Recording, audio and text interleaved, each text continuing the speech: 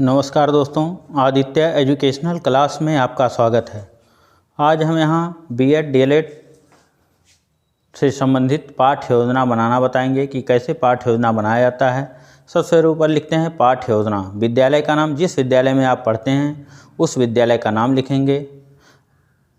लेकिन अगर दूसरी जहाँ हमारा शिक्षण कार्य लगा है, टीचिंग लगा, तो हम उस विद्यालय का नाम यहाँ लिखते हैं। इस सूक्ष्म पाठ्य योजना के अंतर्गत अगर प्रैक्टिस करवाया जा रहा है तो अपने विद्यालय का नाम लिखते हैं। छात्राध्यापिका का नाम, जो नाम आपका होगा नाम अंकित करेंगे। दिनांक, जिस दिन पाठ्य योजना या पढ़ाना है उसका दिनांक। कक्षा 8 वर्ग ए, विषय भूगोल। चक्र पहला, अवधि 15 मिनट। यहाँ प्रकरण हमारा चंद्र ग्रहण एवं सूर्य ग्रहण। उसके बाद सामान्य उद्देश्य लिखते हैं। छात्रों को भौगोलिक ज्ञान कराना। दूसरा, छात्रों में प्रकृति के प्रेम उत्पन्न करना तथा प्राकृतिक संसाधनों का ज्ञान कराना। तीसरा, छात्रों को मानसिक शक्तियों का ज्ञान कराना। चौथा, छात्रों को जीविकोपार्जन के योग्य बनाना। पांचवां, भौगोलिक परिस्थितियों का मानव जीवन पर पड़ने वाले प्रभावों का ज्ञान कराना।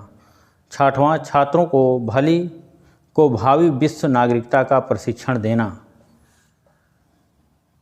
उसके बाद विशिष्ट उद्देश्य छात्र चंद्र ग्रहण एवं सूर्य ग्रहण के बारे में जानकारी प्राप्त कर सकेंगे। दूसरा, छात्र चंद्र ग्रहण एवं सूर्य ग्रहण की उत्पत्ति के बारे में जान सकेंगे। तीसरा, छात्र चंद्र ग्रहण एवं सूर्य ग्रहण की अपनी अभ्यास पुस्तिका में दर्शा सकेंगे। चौथा, छात्र चंद्र ग्रहण एवं सूर्य ग्रहण को वर्गीकृत कर सकेंगे। पांचवां, छात्र चंद्र ग्रहण एवं सूर्य ग्रहण के बारे में प्रत्यास्मरण कर सकेंगे। छठवां, छात्र सूर्य ग्रहण एवं चंद्र ग्रहण के गुणों को बता सकेंगे। उसके बाद सहायक सामग्री, कक्षा उपयोगी सहायक सामग्री, चार्ट, चाक, डस्टर, मानचित्र, श्यामपट्ट आदि। पूर्व ज्ञान, छात्र चंद्र ग्रहण एवं सूर्य ग्रहण के बारे में सामान्य जानकारी रखते हैं। उसके बाद प्रस्तावना के प्रश्न, क्रम संख्या, छात्राध्यापिका क्रिया, छात्र क्रिया। पहला प्रश्न, हम किस ग्रह पर रहते हैं? तो छात्र बताते हैं पृथ्वी पर। दूसरा, पृथ्वी के चारों ओर कौन कौन सा उपग्रह चक्कर लगाता है? तो बताते हैं चंद्रमा। तीसरा, पृथ्वी चंद्रमा सहित सभी आकाशीय पिंड किसका चक्कर लगाते हैं? तो छात्र बताते हैं सूर्य का। चौथा, सूर्य, पृथ्वी एवं चंद्रमा एक सीध में आते हैं तो कौन सी स्थितियां बनती है? तो छात्र बताते हैं सूर्य ग्रहण और चंद्र ग्रहण। पांचवा प्रश्न, सूर्य ग्रहण और चंद्र ग्रहण से आप क्या समझते हैं?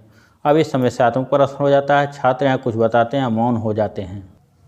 उसके बाद उद्देश्य कथन लिखते हैं कि बच्चों, आज हम चंद्र ग्रहण एवं सूर्य ग्रहण के बारे में अध्ययन अध्यापन का कार्य करेंगे। प्रस्तुतिकरण, शिक्षण बिंदु, चंद्र ग्रहण एवं सूर्य ग्रहण, छात्राध्यापिका क्रिया, छात्र क्रिया, सहायक सामग्री। पहला प्रश्न, धूप में चलते समय हमारे दाएं बाएं व विपरीत दिशा में क्या दिखता है? तो छात्र बताते हैं छाया या परछाई। दूसरा प्रश्न, छाया पारदर्शी वस्तु की बनती है या अपारदर्शी वस्तु की? तो छात्र बताते हैं अपारदर्शी वस्तु की। तीसरा, छाया परछाई कैसे बनती है? समस्यात्मक प्रश्न है। यहाँ देखिए सहायक सामग्री के द्वारा दिखाया गया है। सूर्य है, प्रकाश किरण है, पथगमन है, वस्तु है और ये छाया उसकी वस्तु की पड़ रही है। उसके बाद छात्राध्यापिका कथन, सूर्य से हमें प्रकाश मिलता है। प्रकाश जिस मार्ग से चलता है उसे प्रकाश का गमन पथ कहते हैं। यही प्रकाश किरण है। हमने अपनी दूसरों की और अन्य वस्तुओं की परछाई बनते हुए देखा है। आइए देखते हैं कि यह कैसे बनते हैं। जब हम सूर्य के प्रकाश में खड़े होते हैं तो विपरीत दिशा में पृथ्वी पर धुंधली काली सी छाया बनती है।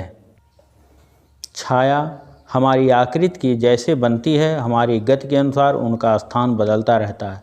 छाया सदैव अपारदर्शी वस्तु की बनती है। जिन वस्तुओं में आर पार प्रकाश ना जा सके उन्हें अपारदर्शी वस्तु कहते हैं। फिर छात्राध्यापिका क्रिया, छात्र क्रिया। छाया कैसे बनती है? जब हम सूर्य के प्रकाश में खड़े होते हैं तो विपरीत दिशा में पृथ्वी पर हमारी छाया बनती है।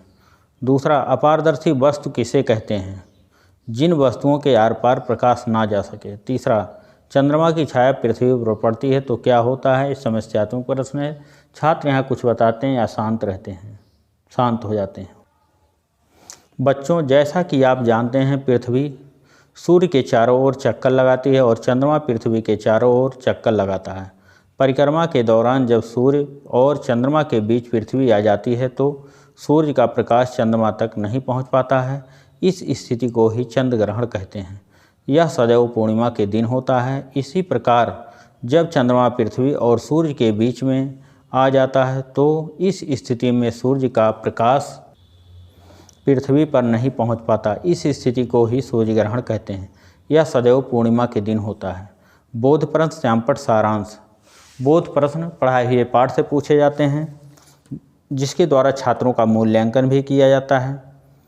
पहला बोध प्रश्न है, चंद्र ग्रहण किसे कहते हैं? जब सूर्य और चंद्रमा के बीच पृथ्वी आ जाती है तो उसे चंद्र ग्रहण कहते हैं। जैसे यहाँ दिखा है, सूर्य, पृथ्वी और चंद्रमा। सूर्य द्वारा जो प्रकाश जा रहा है चंद्रमा तक नहीं पहुँच पा रहा, पृथ्वी द्वारा रोक लिया जा रहा है, इसलिए ग्रहण किस पर पड़ रहा है? चंद्रमा पर। तो इसी को चंद्र ग्रहण कहते हैं, क्योंकि चंद्रमा सूर्य के प्रकाश से ही प्रकाशित है।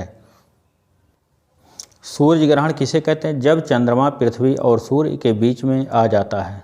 जब चंद्रमा पृथ्वी और सूर्य के बीच में आता है, जैसे सूर्य है, यहाँ पृथ्वी है, के बीच में चंद्रमा आ जाता है, तो चंद्रमा का प्रकाश पृथ्वी पर तक नहीं पहुँच पाता है, सूर्य ग्रहण कहते हैं। तीसरा, प्रकाश जिस मार्ग पे चलता है उसे कहते हैं प्रकाश का गमन पथ कहते हैं। चौथा प्रश्न, हमारी परछाई छाया का स्थान कैसे बदलता है? हमारी गति के अनुसार बदलता है। अब इसके उत्तरों को पूरे वाक्यों में श्यामपट्ट पर अंकित कर दिया जाता है, या इसको चित्र को भी बना दिया जाता है। उसके बाद कक्षा एवं निरीक्षण कार्य। छात्राध्यापिका छात्रों को श्यामपट्ट सारांश अपनी अभ्यास पुस्तिका में उतारने का निर्देश देंगे और स्वयं घूम घूम कर कक्षा कार्य का निरीक्षण करेंगे।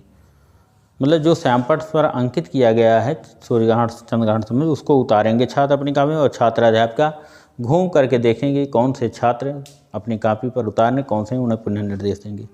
उसके बाद पुनरावृत्त के प्रश्न। पहला प्रश्न, सूर्य ग्रहण कब होता है? दूसरा, चंद्र ग्रहण कब होता है? तीसरा, छाया या परछाई कैसे बनती है? उसके बाद गृह कार्य दिया जाए। चंद्र ग्रहण व सूर्य ग्रहण को चित्र द्वारा दर्शाइए। मतलब इसको घर से लिखकर लाने को कहा जाता है। उसके बाद आलोचना या सुझाव। आलोचना सुझाव में पर्यवेक्षक द्वारा आलोचना किए जाते हैं कि आपका शिक्षण कार्य कैसा है, क्या आपके शिक्षण कार्य में कमियां हैं, क्या अच्छाइयां हैं। इसको कमेंट के रूप में यहाँ लिख दिए जाते हैं, जैसे यहाँ लिखा गया है, जिससे छात्राध्यापिका यहाँ अपने इस कमेंट को देख करके अपने शिक्षण कार्य में सुधार कर सकें। Thank you class. दोस्तों, ये वीडियो आपको अच्छा लगे तो इसको लाइक कीजिएगा, सब्सक्राइब कीजिएगा, अपने दोस्तों में शेयर अवश्य कीजिएगा। धन्यवाद।